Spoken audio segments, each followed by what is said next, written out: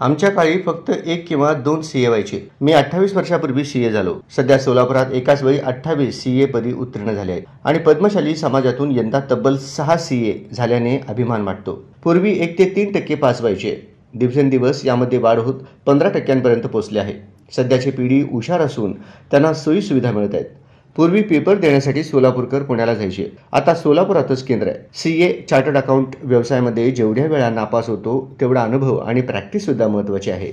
याचा फायदा भविष्यात उपयोग होईल. नापास झालो म्हणजे आयुष्य संपलेलं नाही. पुन्हा त्याच जोशाने परीक्षा दिल्यास उत्तीर्ण होऊ शकतो.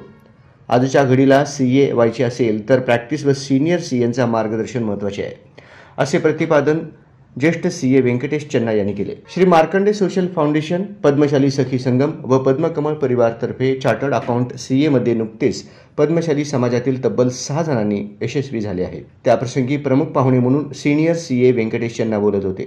यावेळी व्यासपीठावर चार्टर्ड अकाउंटंट सीए सोलापूर शाखेचे अध्यक्ष चंद्रकांत गालपल्ली, सीए चंद्रकांत इंजामोरी, फाउंडेशनचे सल्लागार दयानंद कोंडाबत्तीनी, सुकुमार सिद्धम, पद्मकमळ परिवाराचे संस्थापक गोपीकृष्ण वड्डेपल्ली, पद्मशाली सखी संगमच्या अध्यक्षा मेघा इट्टम यांची उपस्थिती होती. नूतन सीए झालेल्या अक्षय पिस्के, रचिता माटेटे, अनुजा गोली, श्वेता सिद्राल यांच्यासह निखिल चिलका यांचे नातेवाईक आणि शुभम चन्ना यांच्या पालकांचे सोलापुरी टॉवेल व गुलाब फूल देऊन सन्मान करण्यात आले. फाउंडेशन व सखी संगमचे संस्थापक गौरीशंकर कोंडा यांच्या मार्गदर्शनातून हा कार्यक्रम घेण्यात आले.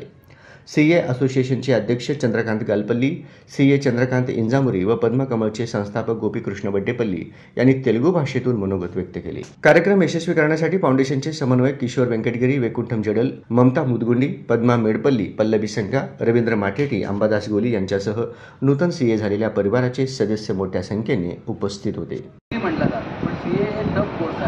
आणि सीए रिझल्ट लागेपर्यंत काही गॅरंटी नाही. म्हणजे आम्ही आता सर सांगत होते की सर सेला सर 7 वेळा नापास झाले, मी बी नापास झाले. आमच्याकडे उलटं असं म्हणणं आहे, जेवढं जास्त नापास तेवढं जास्त सक्सेस.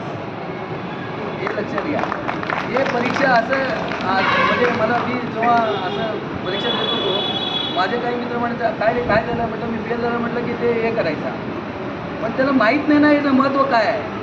मग आता मी सीए झाले तर आता त्यांनी महत्त्व आहे की आता मध्ये मला म्हणतो की सर माझं हे काम करा, मला ते करा, तुम्ही ग्रेट आहे असं म्हणतात. म्हणजे खरंच टफ कोर्स आहे आणि वर्ल्ड रँकिंगमध्ये हे पहिले 5मध्ये एक्झामिनेशनची सिस्टम येत आहे.